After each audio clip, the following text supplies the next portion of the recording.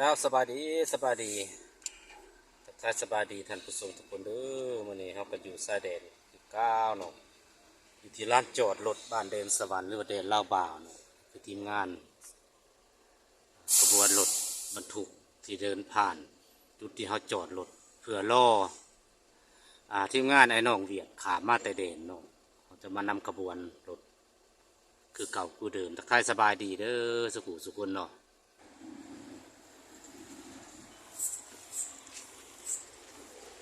เติมน้ำปัดกระจกรถบรรทุกเริ่มลั่งมาเลยทุกคนเลย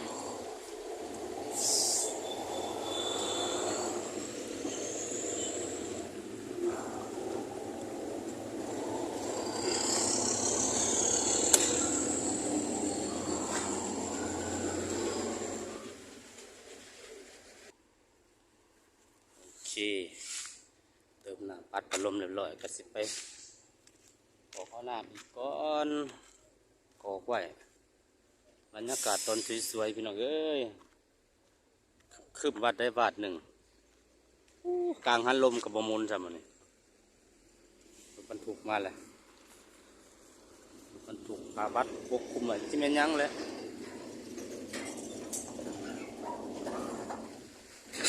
ขอข้าวน้ำก่อน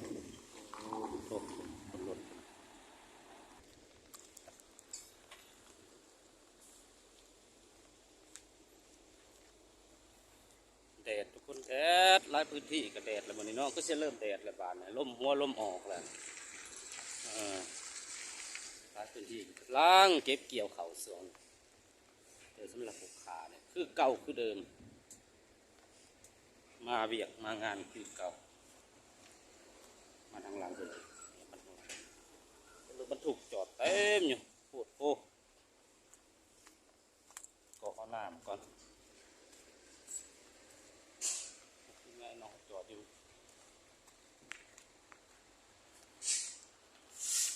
เอาน้ำไปไว้ล้างให้ล้างมือคือสุขอนามัยเนาะนี่แหละจะมากรอกน้ำแล้วก็ล้างหน้าล้างตาประมาณนี้โอเคโอ้ลืมมันตกแต่งข้อเสียแล้วฮะว่ากันทุกคนไปต่อออกเรียบร้อยแล้วนะ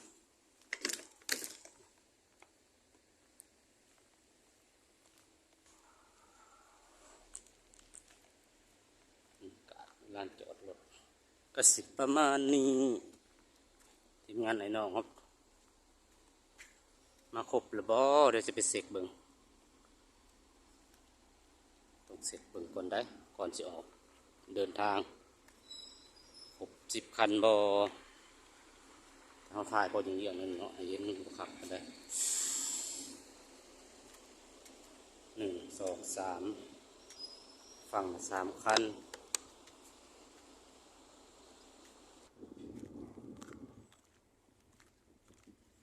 โอเคครบเรียบร้อยเสร็จเรียบร้อยทุกคน10 คันพอดีโอเคหลังจากเทวานับเสร็จจำนวนรถเป็นที่เรียบร้อยเอาก็มาเก็บภาพบรรยากาศรอบๆบริเวณลานจอดรถให้ท่านผู้ชมที่ได้เบิ่งบรรยากาศนำกันเนาะนี่คือลานจอดรถบ้านเดนสวรรค์เนาะตรงไปทางนานะครับมองเลยป้ายไปมันก็จะเป็นทางออกสุดานเนาะแต่เขาก็บริยางไปถ่ายใส่เบิ่งพวกเขาสะก่อนจุดนี้ก็จุดน้ำห้องหรือเปล่าคลองระบายน้ำที่ไหลมาจากภูเขาแต่เบิ่งเมื่อนี้สังเกตเบิ่งน้ำใสแล้วเนาะหลังจากฝ่าฝนบริตกจากที่ฝนหยุดมา2-3 วันน้ำก็เริ่มใสเลยใสเริ่มเดียวเห็นโงนหินจะเป็นคันคู่เซฟตี้หรือว่าแฮนด์เรลไม้ขีดแดงขาวแดง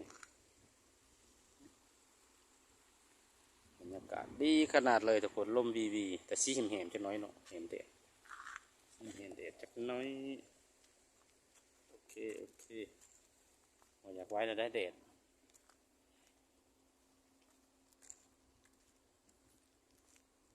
ลูกเด็ดสบาย ด้อไว้ได้เห็นว่ากระดาษแดดแห่งตาบดีอยู่แผ่แสงทุกคนเอ้ยแผ่แสงแผ่แสงมาเป็นรายเดือนเลยเห็นว่าอู้มีเวลาจะกลับเมื่อสวรรค์เขตไปหาปูตาก่อนบ่ได้แล้วเนี่ยนี่ทุกคนเอ้ยบนสู่ข้างแล้วตามีความแผ่แสงตะกี้ก็เป็นตาแดงตายังเนี่ยแผ่แสงแดดแผ่สารยังต่างๆนั่นแหละเนาะเกิดภูมิแพ้เกี่ยวกับระบบตามันเป็นเวลานานสมควรเลยเหลือรังแหละคิดว่าจะเข้าไปหาหมอตาโดยเฉพาะสิขอลางานนำหัวหน้าเพิ่นอยู่จักมื้อไปตรวจเช็คเบิ่งดวงตาก่อนรู้สึกว่าระคายเคืองมาตลอดเลยตื่นเช้ามาเนี่ยต้องหลีตาแล้วก็ต้องรีบช่วยหน้าหรือบ่ก็เอาน้ำยาล้างตาก่อนจังลืมตาได้เป็นคัดๆเครื่องๆในลูกตาศึกษาเบิ่งในYouTube ก็โอ้มีความเสี่ยงกันเป็นโรคต่อลมบ่ต่อเนื้อบ่นี่มีความเสี่ยงของคนเลยจังว่าอะไรก็สร้างเด้อถ้าว่าใครมียาดีหรือว่ามีวิธีการปีนปัวจังไดก็แนะนำมาเนี่ยจะโอ้ทรมานมากทุกคนเลยมันแบบรบกวนวิธีชีวิตการดำรงชีพของเราแต่ละมื้อว่าซั่นซะถ้าว่ามีสิ่งใดสิ่งหนึ่งบ่ปกติมันจะเฮ็ดให้เราลำบากในการใช้ชีวิตประจำวันเพราะว่าเราต้องใช้แสงตาหรือว่าใช้ตามาตลอดง่ายว่าตาต้องทำงานหนักเป็นสิ่งหนึ่งหนึ่งก็ตัวปลายสาเหตุก็หนึ่งก็เขาจ้องโทรศัพท์หลายแน่เนาะเสือก็ได้หรือว่าลมพัดสิ่งเป็นล้อมอ้อมข้างทุกคนเลยนะเพราะว่ากันที่ได้โรคภัยไข้เจ็บแล้วก็อาจจะจากบ่ได้เนาะมันทั้งมีแนวหนึ่งบางคนเขาก็ได้คนก็สาธุอยู่ดีมีแฮงเพิ่นบ่เป็นหยังก็ดีใจนํโอเคทุกคนมาฮอดนี่บ่ลนชาแนลผมมีหยังหลายเนาะฝากฟังส่งน้อยๆนี่เด้อทุกคนเด้อฝากกดติดตาม